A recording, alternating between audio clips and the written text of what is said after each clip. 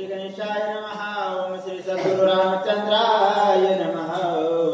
निर्धारे माग काळिता वेळ न लगे जळी बुडता मत्स्यायसा तळपता लाज सर्वता सेना.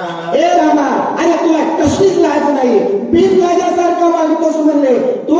ज्या वेळेस लपायचा विचार केलास मग मत्स्याचं रूप घेतलंस, माशाचं, मग पाण्यामध्ये जाऊन लपलास, पण ते पण त्या ठिकाणी मला माहिती असं त्या ठिकाणी हनुमंत बोलतो. धरिता येते रूप आणि कचे धरित हात पाय पोटे घालून येत पाठी करीत हाती. अरे भक्तानं ओळखलं, माशाचं रूप राहिलेलं भक्तांनी ओळखलं. ओळखल्याबरोबर तुझे काही नाट्य साधे नाही, तू काही साधा नाही. तू काय केलं, लगेच माशाचं रूप पलटिलंस, कासवाचं रूप धरलंस आणि हातन पाय लगेच पोटात घालून घेतलेस. हे नाट्य सर्व मला माहिती आहे. पाठीवरे ओळखी न देशी तरी येथे धरिता निर्धारी रूपांतरी लपतो. अरे बाबा, लपण्याचे तुझे हे निर्धार कसे येतं? हात पाय पोटामध्ये घालून घेतले, कशाचाच विचार केला नाही, कुणालाच ओळख देत नाही, असले तुझे रूप आहेत.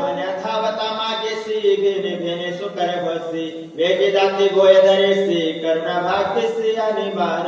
हे रामा, अरे बाबा हे सोडस, पुन्हा कासवाचा सोडस आणि भेने भेने सुकर झालास, डुकर झालास आणि हे इतके नाटक तुझ्या आता तरी भास कर असे हनुमंत बोलतो. ओळखीता निर्धारी जावडे पसरणी भारी गुरगुर करीसे खांबा भितरी नरणा केसरी भवने. अरे सुकर झालास आणि सुकर होऊन पुढे पळू लागलास, ते बी रूप भक्तांनी ओळखलं. भक्त ऐसे जाणं जे जे हे उदास, त्या भक्ताला फक्त देवा तू ओळखू येतोस. आणि मग लगेच काय केलं, रूप पालटिलंस आणि नरसिंहाचा अवतार त्या ठिकाणी घेतलास आणि खांबामधून गुर गुर गुर करू लागलास असं त्या ठिकाणी हनुमंत बोलतात. भारी हाते धरुणी अंगा बरी उदर चिरुणी नकाग्री करीसी गोहरी पाहतांची. बघा त्या ठिकाणी तू काय केलं, नरसिंह अवतार घेतलास, नकानं मारलं, मग वरदान कसं होतं हिरण्यकशिपूचं, मग त्या वरदानाप्रमाणे देवाला अवतार घ्यावा लागला. सजीवनी नसावा, निर्जीवी नसावा शस्त्र. मग नख जे आहे ते सजीवनी नाही, निर्जीव नाही. सजीव जर म्हणावं तर कापलं तर त्याचं रक्त निघत नाही, त्याला दुःख होत नाही, आणि निर्जीव म्हणावं तर वाढतंय. मग तू मला या ठिकाणी रात्रीचं बी नाही, दिवसाचं बी नाही, मग असे औचित्य साधलं आणि त्यानं त्या ठिकाणी तू त्या ठिकाणी कार्य केलं. हे रूप सर्व मला माहिती का हनुमंत बोलतात. बापुडा भिकारी रंक तीन पक्ष भाऊनी देख बळे पासे भिक. अरे बाबा, हे जे नरसिंहाचं रूप धरलं आणि नरसिंहाचं रूप धरल्यावर ओळखीलं भक्तांनी, कसं ओळखीलं, हे काही साध्या सुध्याचं काम नाही. निश्चित अवतारी दिसतंय तेव्हा हे हिरण्यकशिपूला मारलंय म्हणून ओळखील्याबरोबर लगेच रूप पालटिलं, फटुकड्याचं रूप घेतलं, बळीच्या दारात भीक मागायला गेलास. हे नाटक भास्कर बाबा रामा. भारी तेने ओळखोनी निर्धारी धरुणी द्वारपाळ करी अद्याप बरे तिष्ठता. बळीराजा चतुर आहे आणि बळीराजानं तुला ओळखीलं आणि ओळखीलं दुसऱ्यासारखं त्यानं पळून जाऊ दिलं नाही, तुला धरलं आणि त्याच्या दारामध्ये द्वारपाल म्हणून तुला काम करावं लागलं. जुने नपता लगडे सगळे मागणे सानिती मागाडे मगा पुढे मायेचे मडे निजनी वाडे काळीसी. हे बाबा, अरे हे जे तुझे रूप आहेत ना, हे किती रूप बदलायचे, तुझे किती जरी रूप जरी त्या ठिकाणी बदललेस ना तरी माझ्यापाशी चालणार नाही. मग तू काय केलंस, बळीच्या दारात भीक मागू लागलास आणि बळीच्या तिथं द्वारपाल झालास आणि तिथून पुन्हा कसं तरी तुझी सुटका झाली आणि पुढे गेल्याच्या नंतर मातेच्या आवाजाने ऐकलास आणि मातेचा धाव ऐकलास आणि तू त्या ठिकाणी आलेला आहे. अपूर्व पाहे ते बडे. बघा त्या ठिकाणी शस्त्र अर्जुन असणारा तो त्या ठिकाणी काय झालेला आहे, जो आपला परशुरामाचा अवतार आहे. परशुरामाचा अवतार घेतला, मातेची आरोळी त्या ठिकाणी कैलास पर्वतावर गेली. हे बाळा, तुझ्या पित्याचा वध केलाय आणि माझा घात केलाय, माझी सोडवण करायला जा. त्यावेळेस तू पळत आलास बाबा.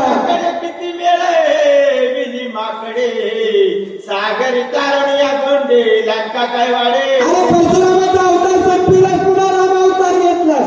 राम अवतारामध्ये कितीतरी माकडं जमवलीस आणि हे जमवले तिथं ठेवलेस आणि इथं का आलास. करुणिया महागण मानविला लक्ष्मणे शरणागत बिभीषणे तोही सांगणे पळाला. अरे एवढं वाढलं सगळं तुझ्या संगतीला असताना रेणंगाच्या ठिकाणी लक्ष्मण रक्ताच्या धारामध्ये टाकलेला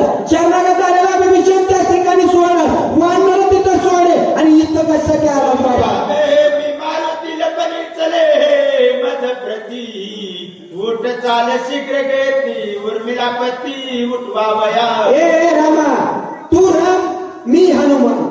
माझ्यापाशी हे चालणार नाही.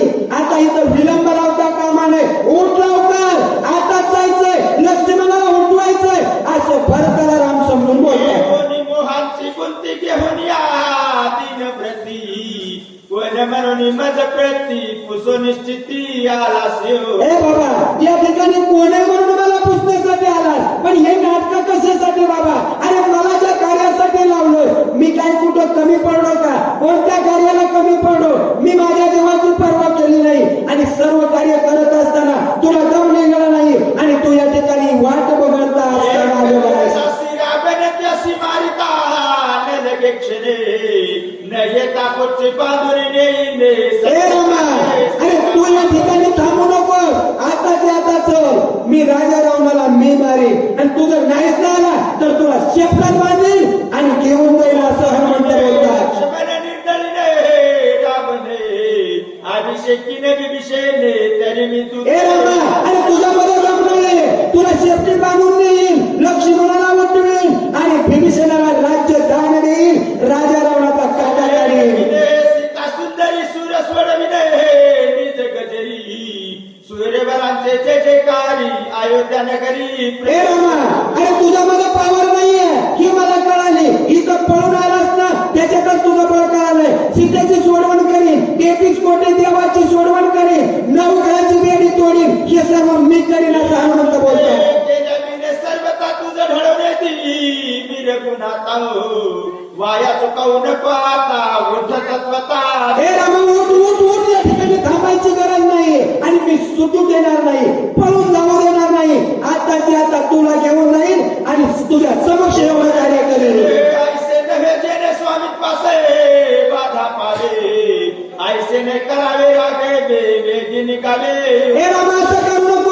स्वामित्व आहे, तुम्ही स्वामीत आणि मी तुमचा सेवक आहे आणि याला कलंक लागू देऊ नका. तुम्ही काय करा, आताच उठा आणि जे पुढचं कार्य ते करायचं. चला.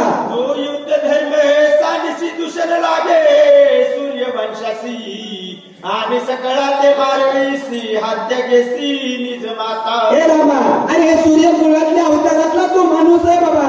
तो त्या ठिकाणी अवतारी पुरुष आहे. सूर्यकुळातला, सूर्यकुळाला कलंक लागल. राम पुरुषार्थी असून रामानं काय केलं हे कलंक तुझ्यावर बसन बाबा. और विशिष्टाईचे वेळे झुंजोने दिसी गोळांगुळे एकाचे निपाप वेळे दिने सकळे ते विमा. हे रामा, अरे तू ज्या वेळेस शिष्टाईच्या वेळेस युद्ध करायचं वामनराने ठरवलं त्यावेळेस सांगितलं शिष्टाईला पाठवावं. कशामुळं? मग एकाची चूक आहे कुणाची? राजा रावणाची. आणि एकाच्या चुकीमुळे सर्वाला मारायचं कशामुळं असा विचार केला असेल बाबा. निज भक्ता ते सकळे सांगिता दयाळुता काय झाली. अरे तुझी दयाळुत्व कुठं गेलं? तुझी मया कुठं गेली? लक्ष्मणासाठी तुझा जीव काय करत होता? मला त्या ठिकाणी कार्यासाठी लावलं, त्याला रक्ताच्या धारुण्यात टाकलंस, बिभीषणाला सोडलं, सुग्रीवतीला सोडलंस आणि तुझी दया आता कुठं गेली? सूर्यवेरे रावणा मारिले रामचंद्रे बंद स्वर्णवीर समेग्रे निरंतरे वाट पाहती. ए तुझे देव 33 कोटी असणारे वाट बघते. कधी राम येईल, कधी रावणाला मारील आपली सोडवण करील हे तुझी वाट बघते. तर तू इकडे बसला की काय?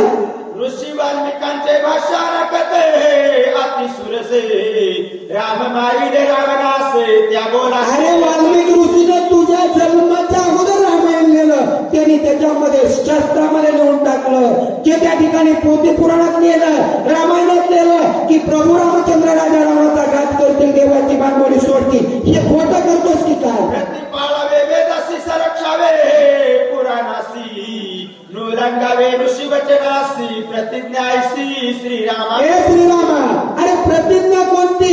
प्रतिज्ञा काय केलेली? मी राजा रावणाला मारी, मी मारित होतो, परंतु तू शपथ खालीस म्हणून राजा रावणाला मी मारलं नाही.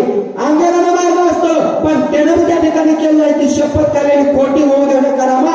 उठा चला. प्रतिज्ञा साच करी रावणाते जीवे मारी शरणागताचा कैवारी. अरे ऋषीचं भाषा आहे ते खरं करू नका. उठ आता ते आता राजा रावणाला मार आणि देवाची बांधवडी सोड. शास्त्र जे लिहिलं ते राखलं. माझारी अडकली सीता सुंदरी तीसी जोडून विभीषण हे रामा, अरे बाबा पुढचं कार्य अनेक राहिलं. राजा रावण महाराज सीतेची सोडवण करायची, विभीषणाला राज्यात घ्यायचंय, हे सर्व करू दाखव.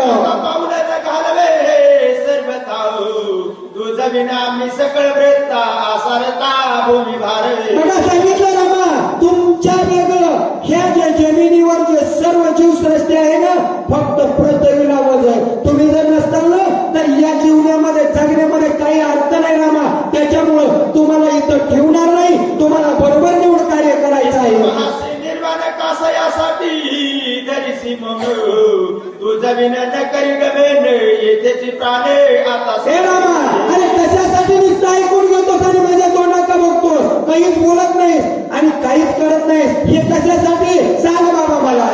तुझी अपायासी लोटांगणे तेरे नासी बहुत झालो कासावीसी रणी युद्धासी नमचता.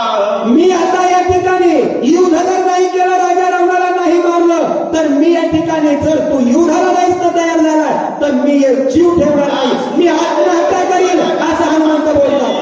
चळ चढाव सर्वांगी खेद कंदळात कपित पिकडे जाऊ पाहे. बघा काय अवस्था होतं, प्रभू रामचंद्रच आहेत म्हणून अशा भारताला बोलतात. हे रामा, मला काम निघत नाही, शरीर तर हनुमंताचं कापतोय, डोळ्यातून अश्रू वाहू लागलेले आहे. आणि पुढे काय होतं कपीचे चिन्ह श्रीरामी प्रेम गहने भरत झाला मूर्छा पडणे देह भावासी जाण विसरला. बघा त्या ठिकाणी भरताची अवस्था काय होते, हनुमंतरायाची अवस्था पाहिली आणि हनुमंतरायाची अवस्था बघितल्याबरोबर भरत त्या ठिकाणी तर भरत पण विसरले, मूर्छित अवस्थेत भरत पडले आणि पडल्यानंतर काय झालं. देह गेह व्रती नाटवे वर्णाश्रम जाती नाटवे स्वजन सद्धती घडली वृत्ती श्रीराम.